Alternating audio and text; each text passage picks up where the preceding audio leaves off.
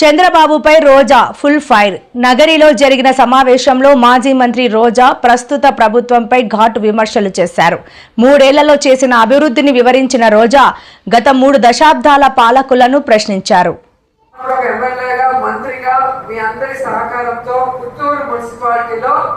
దాదాపుగా 99% అన్ని చేయగలిగారని మనస్ఫూర్తిగా నమ్ముతున్నాను. సంతోషంగా కూడా ఉన్నాను.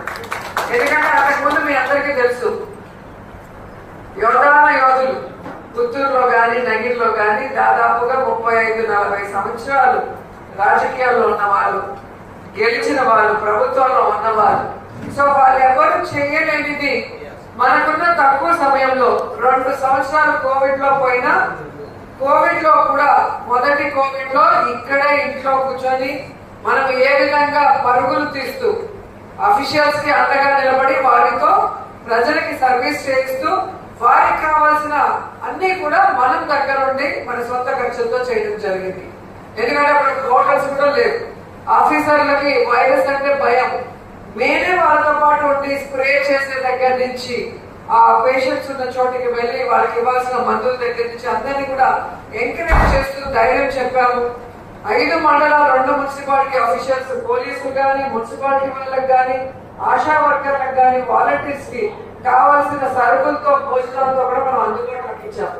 ఎందుకంటే మన నగిరి నియోజకవర్గంలో ఉన్న ప్రజల్ని కాపాడుకోవాల్సిన బాధ్యత ప్రజాప్రతినిధులుగా మనందరి మీద ఉంది అని నమ్మాను. కాబట్టి ఆ రోజు అందరి సహకారంతో నేను సక్సెస్ఫుల్ గా చేయగలిగాను. మిగతా 3 సంవత్సరాల్లో మీరు చూస్తే 30-40 సంవత్సరాల్లో సీనియర్స్ చేయలేని మనం చేశామని గర్వంగా చెప్పగలం. పుత్తూరు విషయంలో తీసుకోండి. ఒక షాదీ మహల్ తెలుగుదేశం పార్టీ కట్టగలిగిందా? లేదు. రాష్ట్రంలోనే హైయెస్ట్ అమౌంట్ తీసుకొచ్చి ఈరోజు అద్భుతమైన తాజ్ మహల్ లాంటి ఒక అందమైన ఒక కళ్యాణ మండపం. ఎందుకంటే ప్రతి ఒక్కరికి కూడా వారి జీవితంలో బెస్ట్ మెమరీ అనేది పెళ్లి. ఆ పెళ్లి ఆల్బమ్ కానీ, ఆ పెళ్లి జరిగిన ప్లేస్ కానీ వాళ్ళు మర్చిపోలేదు. సో అలా ప్రతి ఒక్కరు కూడా పెళ్లి చేసుకునే దానికి షాదీ మహల్ ని కట్టి ఉండడం జరిగింది. దాన్ని ఇంతవరకు ఓపెన్ చేయకుండా దాంట్లో పెళ్లిళ్ళు చేసుకుంటే ఇక్కడ రోజమ్మకి వైఎస్ఆర్ కాంగ్రెస్ పార్టీకి పేరు వస్తుందని దాన్ని రన్నింగ్ చేయకుండా చేస్తుంటే మన కౌన్సిలర్లు, చైర్మన్, వైస్ చైర్మన్లు కలెక్టర్ గారికి చెప్పి కలెక్టర్ గారి ద్వారా కమిషనర్ కి కూడా చివాట్లు వేయించి అప్పటికీ చేయకపోతే అతన్ని సరెండర్ కూడా చేశాం. కానీ ఇప్పటి వరకు కలెక్టర్ గారు దాన్ని పట్టించుకోకపోవడం అనేది ఆయన ఒకసారి మళ్ళీ దీన్ని ఆలోచించాలి. కలెక్టర్ అనేవాళ్ళు రాజకీయాలకు అతీతంగా ఉండాలి. ప్రజల కోసం ప్రభుత్వ ధనంతో కట్టిన ప్రతి ఒక్కటి కూడా ప్రజలకు అందుబాటులో తీసుకోవాల్సిన బాధ్యత కలెక్టర్ గారికి ఉంది. అలాంటి కలెక్టర్ దాన్ని యూస్ లోకి తీసుకొస్తారని మనస్ఫూర్తిగా నమ్ముతూ మళ్ళీ ఇంకోసారికి ఆయనకి రిమైండర్ ఇవ్వడానికి మేమందరం కూడా వెళ్తామని కూడా ఈ సందర్భంగా తెలియజేసుకుంటున్నాం. అలాగే బ్రతికినంత కాలం గౌరవంగా బ్రతకడం కాదు, చనిపోయాక కూడా గౌరవంగా దహన కార్యక్రమాలు జరగాలి. ఎందుకంటే ఆల్మోస్ట్ ఈరోజు శ్మశానాలకి వెళ్ళాలి అంటే ల్యాండ్స్ ఉండవు, ఉన్న చోట రోడ్డు ఉండదు, వాసన వస్తుంది. అక్కడ 10 నిమిషాలు కూర్చోవాలి అంటే కూడా పూజ చేసేదానికి ఇబ్బంది పడే పరిస్థితి. అలాంటిది రాకూడదని నగిరి, పుత్తూరులో 2 చోట్ల కూడా మన వైఎస్ఆర్ కాంగ్రెస్ పార్టీ ఎంపీలతో మాట్లాడి ఒక్కొక్క చోట 1.5 కోటికి పైగా ఈరోజు తీసుకొచ్చి ఎలక్ట్రిక్ రెమ్యునేషన్ అక్కడ జరుగుతూ అసలు ప్రతి ఒక్కరు కూడా అక్కడ కూర్చొని ప్రశాంతంగా కార్యక్రమాలు చేసుకొని గౌరవంగా వెళ్లే కార్యక్రమం మనం చేయగలిగాము. మన ఎంపీని మనం అడిగాము కాబట్టి మనకి ఎంపీలు చేశారు.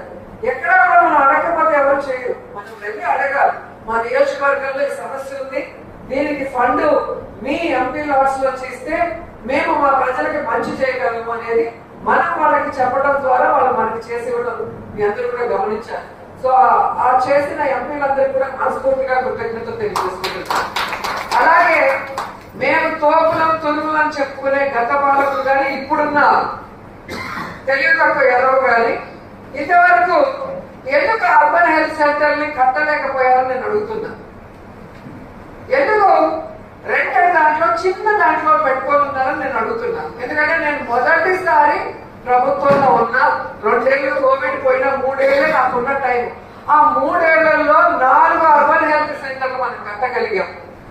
మెయిన్ 100 పడగల హాస్పిటల్ ని మనం మొత్తం రెనోవేట్ చేసి ఆక్సిజన్ ప్లాంట్స్ కానీ, రోడ్డు కానీ, వాళ్ళకి కావాల్సిన తాగునీరు కానీ, డయాలసిస్ సెంటర్ కానీ, డెలివరీ కానీ, ఇయర్ ఆపరేషన్స్ కానీ దేనికి కూడా తిరుపతికి వెళ్లాల్సిన అవసరం లేకుండా మనం అన్ని చేసి ఇవ్వడం జరిగింది.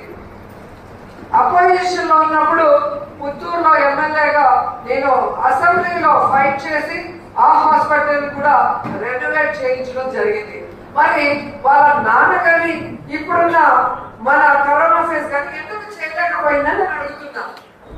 అంటే మైక్ ఎత్తుకొని మాట్లాడతాడు కదా, పచ్చ ఛానళ్ళు ఉన్నాయి, పచ్చ పత్రికలు ఉన్నాయని నోటికి వచ్చింది తుత్తు తుత్తు తుత్తు అని మాట్లాడటం కూడా చేత కాకుండా మాట్లాడతాడు. ఆయన అడుగుతున్నాను, ఎందుకు మీ నాన్న కట్టలేకపోయాడు, నువ్వు కట్టలేకపోయావు నేను అడుగుతున్నా.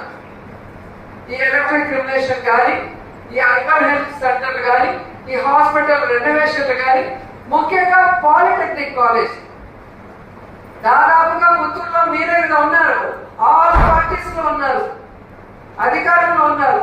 ఎందుకు కట్టలేకపోయారు పాలిటెక్నిక్ కాలేజ్ నాకు చెప్పాలి. ఈరోజు నేను కట్టగలిగాను చిన్నదాన్ని, మీరెందుకు కట్టలేకపోయారు?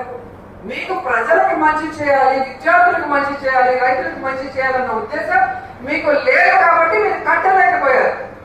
మాకు ఉంది కాబట్టి మేము ఈరోజు అద్భుతంగా పాలిటెక్నిక్ కాలేజ్ పూర్తి చేయగలిగాం. ఎమ్మెల్యేగా భూమి పూజ చేసి మంత్రిగా నేను ఓపెన్ చేయగలిగాను. కానీ మీరు అన్నిసార్లు అధికారంలో ఉన్నప్పుడు ఎందుకు చేయలేకపోయారో చేతగానితనాన్ని ప్రజలు ఈరోజు గమనిస్తున్నారు. అలాగే మీరు చూస్తే మున్సిపల్ ఆఫీస్ ఈరోజు మేము గొప్పగా మేము ఒక ఫ్లైఓవర్ వేసామని చెప్పుకుంటున్నారు. అది ఎందుకు వేశారో పుత్తూరు ప్రజలందరికీ కూడా తెలుసు. మీకు కాని వాళ్ళని రాజకీయంగా ఎదుర్కోలేక వాళ్ళని నాశనం చేయడానికి, వాళ్ళ ఆస్తుల విలువ పడిపోవడానికి ఎంతో అద్భుతమైన స్థలం అది ధర్మరాజు గుడి ముందర. అసలు వ్యాపారం కానీ, అసలు ఆ టెంపుల్ కానీ, అక్కడ అంతా కూడా పుత్తూరు మొత్తం అక్కడే అందంగా ఉండే స్థానాన్ని ఒక ఫ్లైఓవర్ పేరు వేసి మీరు కాంట్రాక్ట్ లో డబ్బులు దోచుకుంటూ మీకు అపోజిషన్ లో ఉన్న లీడర్ల ఆస్తుల విలువను తగ్గించడానికి చేశారు తప్ప ఆ బ్రిడ్జ్ వల్ల ఏమైనా ఉపయోగం ఉందా? దాని బదులు ఎన్ని చేసి ఉండొచ్చు మేము చేసిన వాటిలో అడుగుతున్నా.